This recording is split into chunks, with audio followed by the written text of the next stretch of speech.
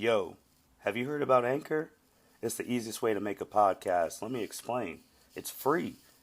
There's creation tools that allow you to record and edit your podcast right from your phone or computer.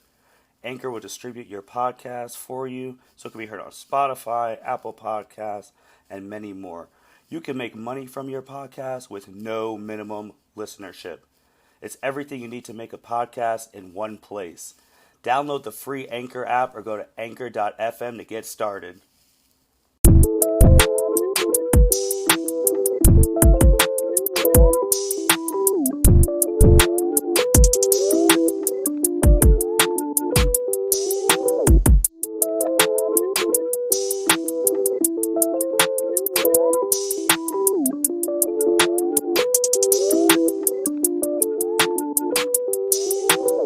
Welcome, everyone, to the L7 podcast, Buckeye edition. We needed to take a week to heal and recover before we talked about the national championship game that happened last Monday. And to do that, we have the captain, Byron Mitchell, with us today. How you doing today, sir? I'm doing better now that I've had time to process and get that healing process going. Yeah, and as everyone has seen, read, heard, Ohio State did not win the national championship game on Monday, January 11th. They came well short in a 52-24 loss to the Alabama Crimson Tide. Byron, what happened in this game, man? We got embarrassed offensively, defensively, just all across the board. We did not look like the Buckeyes that played against Clemson because we looked very, very, very good against Clemson, and against Alabama, we're just kind of like, it's whatever. It was just very surprising to see. Yeah, and after that first quarter, we were tied 7-7 going into the second quarter. In the second quarter, we scored 10 points, and Alabama scored 28. And that was the game right there, that 28-point quarter from them. And then third quarter, we had a touchdown. They had 10 points.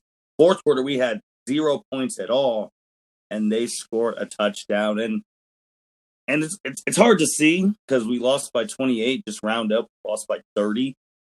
And the stats from this game was mind-boggling just from Ohio State's side. Justin Fields was 17 for 33, 194 yards, 1 touchdown pass, no picks. He had 67 yards rushing. Master Teague, who you said was going to be a breakout game, he had 2 touchdowns. I called that. As soon as Trey Sermon went down, I was like, next man up. It has to be Master Teague. And he did what he had to do when they actually gave him the ball. There were a couple of drives where he wasn't on the field, and it was just strange that he wasn't on the field for the whole game when we needed all of our talent to play. Yeah, and Chris Olave was 8 receptions, 69 yards. Garrett Wilson, 3 receptions, 50 yards. If you would tell someone that Ohio State's not going to throw an interception, not going to fumble, and they're still going to lose by almost 30, you would think that person's crazy, right? Exactly. Because if you don't turn the ball over, you're most likely going to win the game. And Alabama had 1 fumble, which led to a touchdown for us. Yep. But then the rest of the game, they were just like all Alabama imposing their will on us. They had a fumble. They had a targeting call go our way.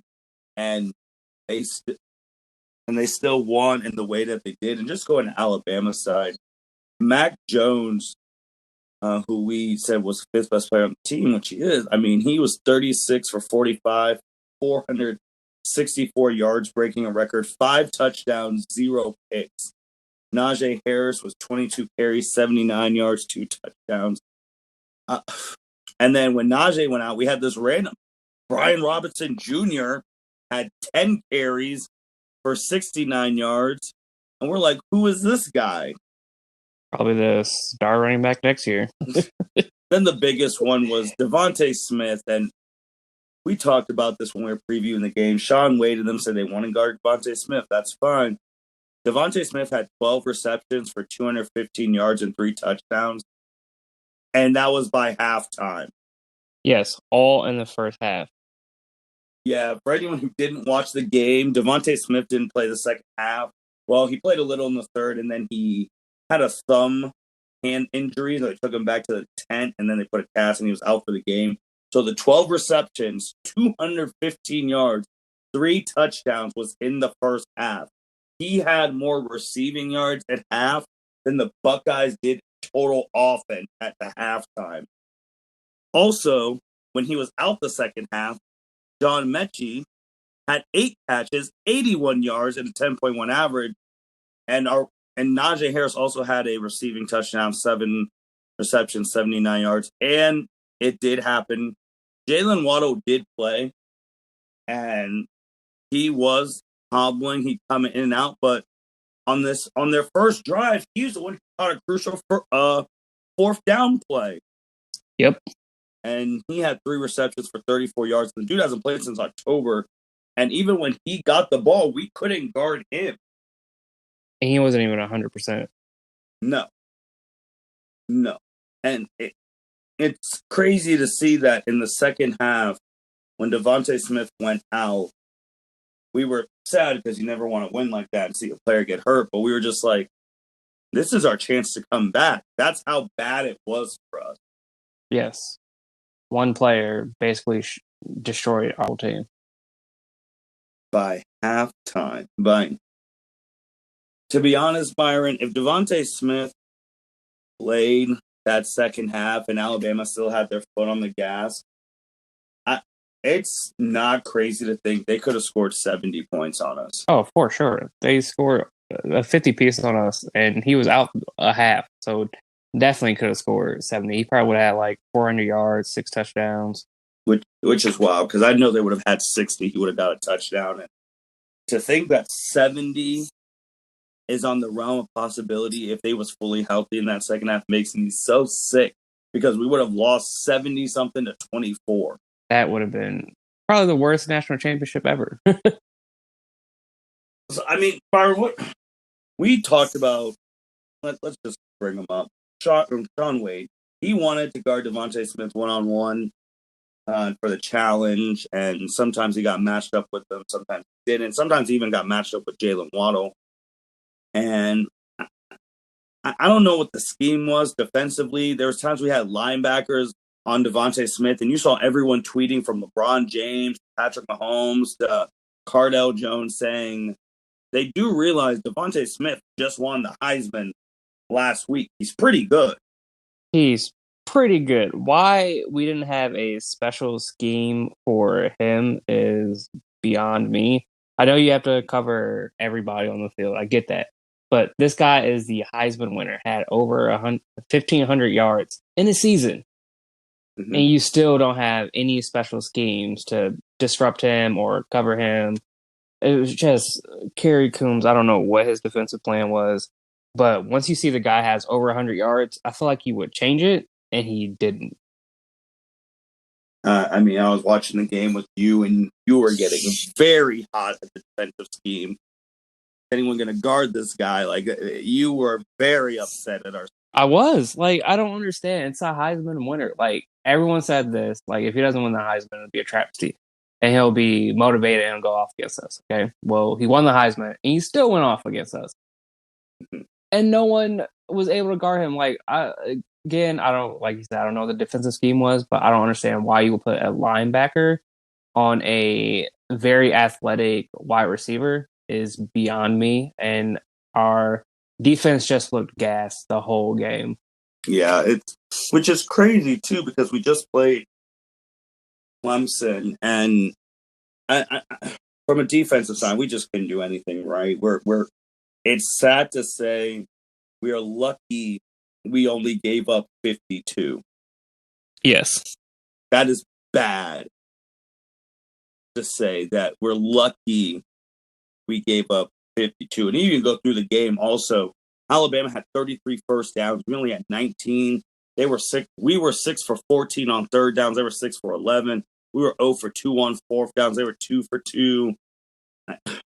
They ran 83 total plays. We ran 62. Like it was. They were the only ones who lost a fumble. Total yards, they had 621. We had 341. Passing yards, they had 464. We had 194. Rushing, we had 147. They had 157 yards per play. They were averaging 7.5. We were averaging 5.5. On the first drive, they went for it on fourth down. Yes, and converted it to Jay Luano. This one was bad. And from the offensive side, too, our offense that was so explosive.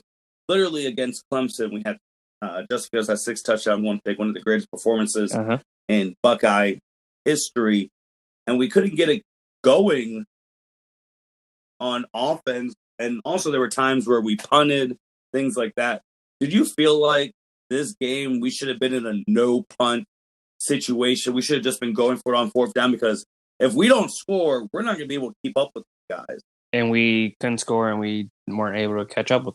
We weren't able to stay in the game. Like after we scored the third time, the score was 21-17. So it was a still manageable game. But then Alabama went off in that second quarter, and we just couldn't get our offensive going. Why we weren't? I know Justin Fields had 6 rushes for 67 yards, but I think he needed to rush more, because one rush he went off for like 30-something yards, and I feel like Alabama wasn't equipped to deal with a mobile quarterback. I think we just needed to mix it up. I feel like we came stagnant and just kept trying to run and pass, and it just wasn't working for us. I know one time it was 4th and 3, and they ran the ball with Master Teague, and they should have passed it, because you could see that Alabama was playing the run. So either play action, pass, or just pass the ball. Maybe you have Justin Fields run it, a quarterback sneak or something. But we just didn't look good offensively at all. And then Trey Sermon had an amazing 3-game skid, but he went out with a broken collarbone after the first play of the game, and it just wasn't good. Yeah, and our wide receivers, Olave and Garrett Wilson, I mean, we forgot his name last week, and we apologize. This guy was not talked about because he kept Oldfield shut down. Patrick Surtain II. He put the clamps on our guys. He did. And other receivers weren't stepping up, and it's the defense and the offense. It just looked like it was truly night and day from the number 1 team in the country to the number 3 team in the country. And as the game kept going and going, we reached the point where we're like, oh, we could still win, to I just don't want to get embarrassed. Like keep the score respectable, and we couldn't even do that. We lost by 28 points, and would have been more if Devonta Smith would have been playing. Like I said earlier, thinking that if he played the whole game and Alabama just didn't care, and they could have potentially scored 70, make it's sickening. Yeah, it was just a bad game from front to not front to back, because like I said, like our first 4 drives, we scored 3 out of 4 times, and we thought, okay, we're in this. But then we just couldn't. Defensively, we didn't have an answer for Devonta Smith or their offense at all. And this is a question I've been pondering. I don't think this would have changed the outcome of the game. Do you think that with that emotional win against Clemson that we used, I mean, our whole year was dedicated to Clemson. From, like we said, countless times on the podcast, from the players, the alumni, everyone was dedicated to getting a shot against Clemson. We finally did it. We beat them, like that big gasp of air. We finally did it. Do you think that played a role that we come into Alabama into this game flat? Because, I mean, the Clemson game, we were amped up, and this is the national championship, but do you feel like we still had a little hangover from beating Clemson the way we did? I think we did. Because, like you said, we've never beat Clemson before, and that was our first win against Clemson. So it was like emotional and high off life. Like for that whole week, I was just feeling good. And so I think it like the same thing happened with the players. They just maybe used all their energy against Clemson and didn't really have a good game plan going against Alabama. But I think that definitely played a huge part in what happened against Alabama. Yeah, and then we finished AP poll, all the polls, number 2, being the runner-ups in the national championship game. And even though we were disappointed in the result, I think we would have been okay. Well, obviously, wouldn't have been okay if we lost, but if we lost by a touchdown or 10 points or something like that in a shootout, I think we'd be much better than losing by almost 30. But on the good side of Ohio State, we weren't even supposed to be here. We weren't even supposed to have a season. Nope. I mean, we were the first to announce the new schedule. We were going to start on whatever, and then we got canceled. Justin Fields, these players, they fought all year. We won a season. We got the season. We were fighting all year. And to do what we did from the circumstances is true in itself going to be remembered in Buckeye lore. Just the fact that you had that sour taste in your mouth of getting stomped by Alabama, and then as a Buckeye fan, you tried to avoid Twitter because all these other teams who didn't even make it this far were starting to be like, told you this would happen. I avoided it, at least. I mean, I was on Twitter because had to promote the L7C and all that good stuff, but I tried to avoid anything that had to do with Ohio State, Alabama. I know you were sending Alabama stuff in our group chat. I was like, come on, bro. We just lost to them. I mean, it's crazy to think about because, I mean, with Nick Saban, who won his 7th national championship, 7, 6 with Alabama. And 1 with LSU. And 1 with LSU. Every senior class has at least gotten 1. That is insane. And you think of the Heisman Trophy winner, Devonta Smith, this was his 3rd national championship game. Yes, 3 trophies, 3 national championship trophies. Nope, remember he lost one. All right, against Clemson. They lost Yep. Well, that's 2, and then he has a Heisman Trophy.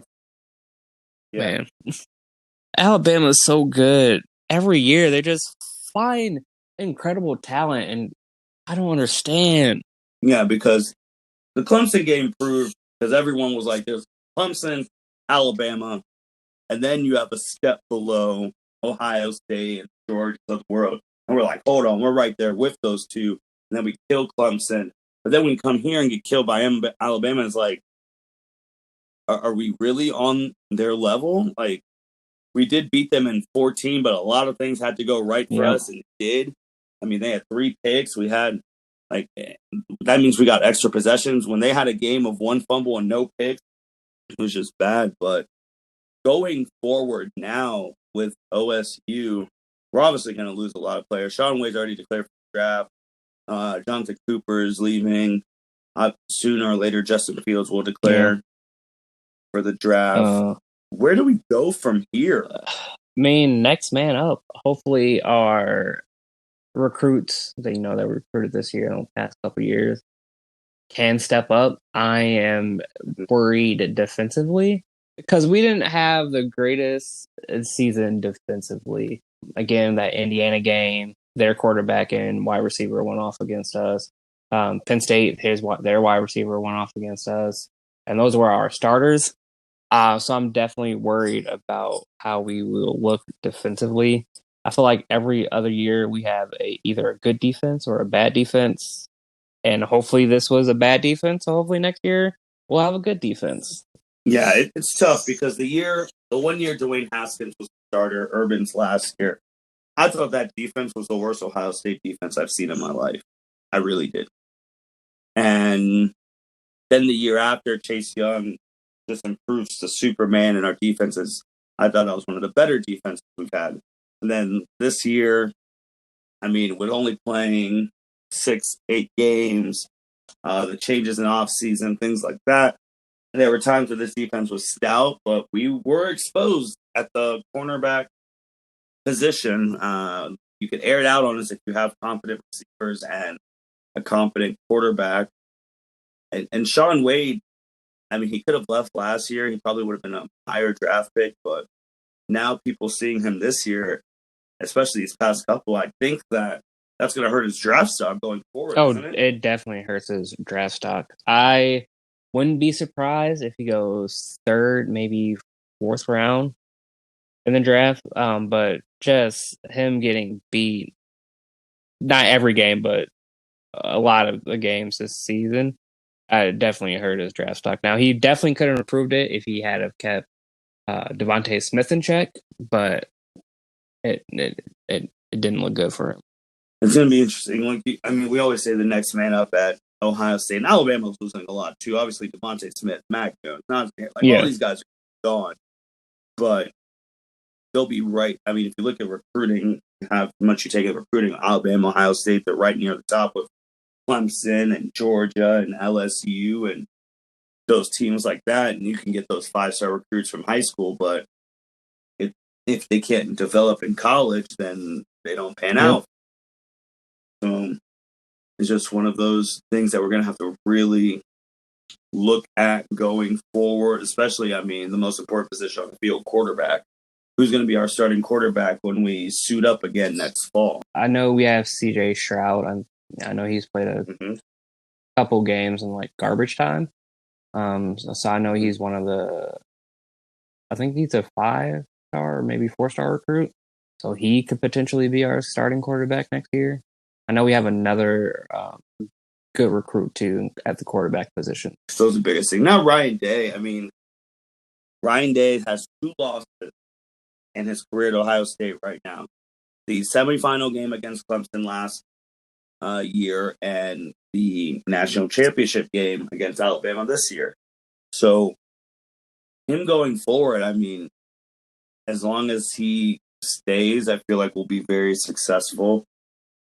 And it's hard being an Ohio State fan because we've been so dominant over the Big Ten that we're not even comparing ourselves to other Big Ten teams anymore. We expect to win the Big Ten every year because our recruiting, talent, coaching is so far superior to everyone right now. We're just like, I mean, we're going to smoke everyone in the Big Ten. But could we beat Clemson? Could we beat an Alabama? Could we beat a Georgia? That's what we're always looking to now as Buckeye fans when we're watching these other teams. Yeah. I mean, we've just, like you said, we've just been so dominant the last decade that you just expect Ohio State to be in the playoffs every year. Now, I mean, some years, Michigan State was over us, but you just expect Ohio State to be up there with the Alabamas and the Clemsons. Yep. Oh, no. 100%. Like, that's just what we expect to do, especially when you don't have the rival being competitive as recently, which, speaking of them, Jim Harbaugh looks like he signed a extension for 5 years, and it's kind of sad that the Ohio State Verified Twitter retweeted Harbaugh signing. Like, it's like, yay, 5 more years of killing Jim Harbaugh. What did you think about OSU's Twitter doing that? That's just hilarious. That's a very excellent troll because, like, we've said this on the podcast. I still don't understand why Michigan rehired him. But again, I guess there's no other coaching options available, which is strange. But I mean, there's some NFL coaches that just got fired. So, there's NFL coaches they could have got, but I guess Jim Harbaugh is their man, so good for them, I guess. I definitely know he took a pay cut to get re-signed. Yeah, I think it was. I thought it was expected that he was going to re-sign. I remember if you remember the beginning of the year where they destroyed a Minnesota team who we thought was really good from last year. Then it turned out this year they weren't that good, and then they lose to Michigan State and Penn State, and need I go on? We don't even play them this year. Indiana killed them, and D. Brown left, and he's already been hired on. So it's always going to be interesting to see what they do up north because I mean we play them at the end of the year. That's the rivalry game, and one of these days, don't know when, they're going to beat us when they're not supposed to, and that's going to ruin our season, and that's going to remind some OSU fans the hate that they have for Michigan. Because, I mean, they've been non-existent in our path to winning Big Ten titles and going to playoff games and things like that. But they're Michigan. They're one of the winningest programs of all time. We've been so dominant for the past 20 years, and they still have the series lead against us. I think we were looking at it a couple weeks ago. I think we need 7 more to tie it. Yeah.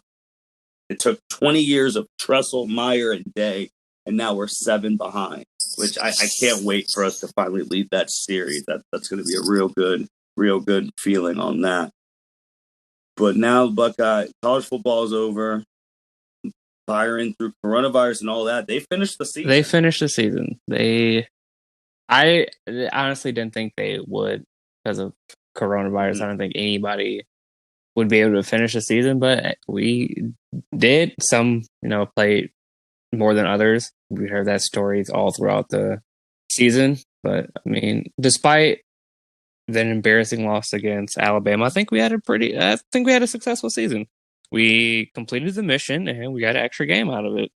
Yeah, and I guess the things going forward too now is that conferences like the Big Ten, Pac-12, our commissioners, Kevin Warren, they're going to have like lesser power in the eyes of other commissioners. Like the SEC commissioner, they had their plan. They had time for makeup games. Alabama played 13 games in COVID. I think Nick Saban was the only one who had COVID. Mm-hmm. Yeah, he had it twice. And then, just breaking right now, Trey Sermon declaring for the draft. I figured he was. I think he was a 5th-year senior, so I didn't think he was going to come back. Congrats to him, man. You almost have a thing rivaling Zeke of the 3 back-to-back games. Would have loved to see what he would have done in that championship game if he didn't have a dislocated shoulder. Yeah. And obviously, he transferred to Ohio State and then breaks the rushing record in a game. Just dominant. I think we would have did. Well, I'll say much better if he had to play the whole game.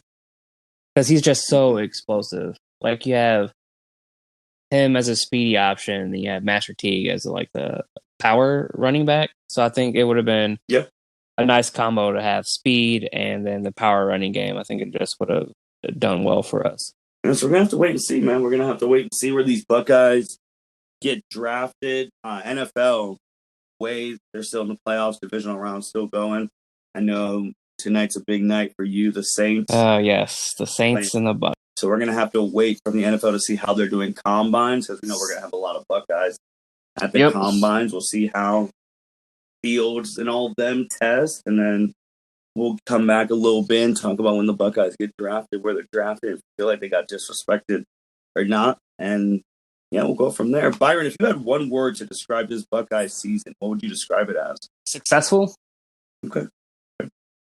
I like that.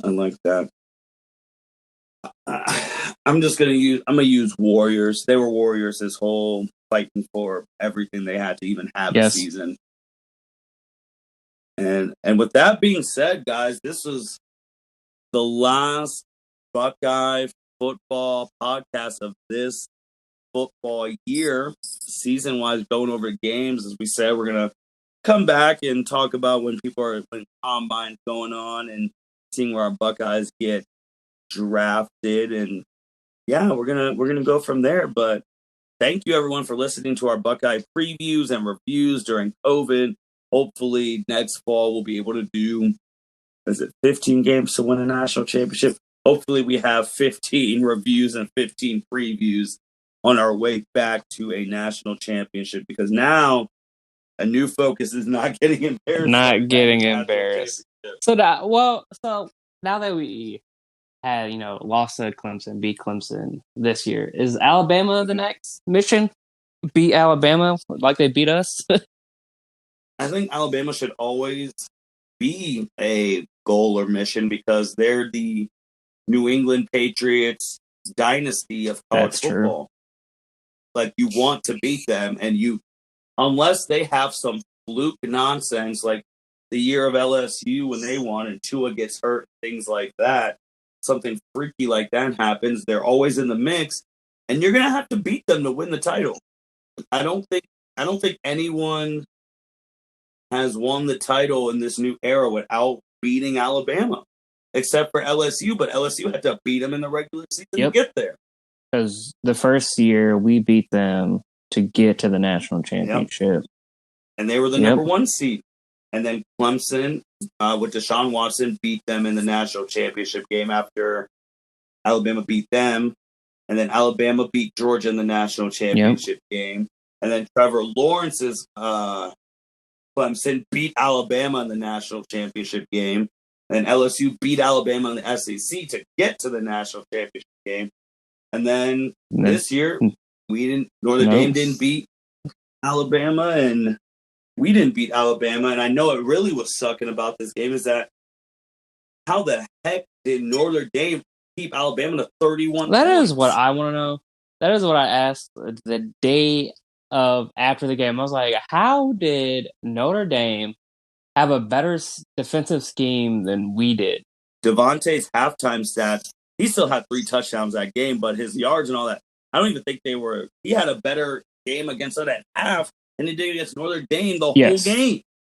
I'm not going to say Kerry Coombs should be fired because he, like you said, defensively, we had a okay season, but man, I don't know if he needs to come up with new defensive schemes, but he needs something. It's not working.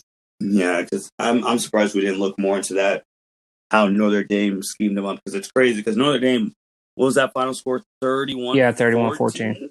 Yeah, so they kept it to 20 less points than we did and only scored 10 less points than we did. So that's things going forward. But we're in the offseason. It's time to be back in the lab and training. Yeah, I will say, though, if COVID is still prevalent like it was last year, I hope that the Big Ten Conference has a better game plan than they did this year. Yes. Yeah, agreed. We can't be having what happened this year and switching your Big Ten title rules the week before. Because I know that pissed a lot of people off. Like, oh, they would do it for Ohio State, but they wouldn't do it for any other team. Which, I mean, I get it's probably true, but I hope as a Big Ten fan and a football fan that they would do it for other schools if they were in the same situation that we were in. Right. Agreed.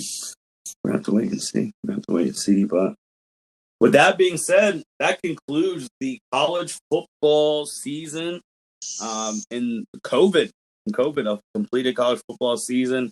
It ends with the Alabama Crimson Tide as a 13-0 undefeated national champion and the 7-1 Ohio State Buckeyes as the runner-up. So thank you all for listening to the L7C podcast. In a couple hours, the Saints will be on. So, Byron will be locked in. He'll be seeing his tweets about the games and seeing his reactions. Hopefully he can get a good Saints win. I just don't want us to get embarrassed like we I can't take another heartbreak. We'll see. We'll have to see. But thank you everyone for listening to the L7C podcast. Even in a loss, as always, go Bucks. Go Bucks. You guys have a good one. Thank you for listening to this episode of the L7C podcast. Be sure to like, rate, review, and subscribe to the channel. Follow us on all social media platforms, and we'll be talking to you guys soon. Take care.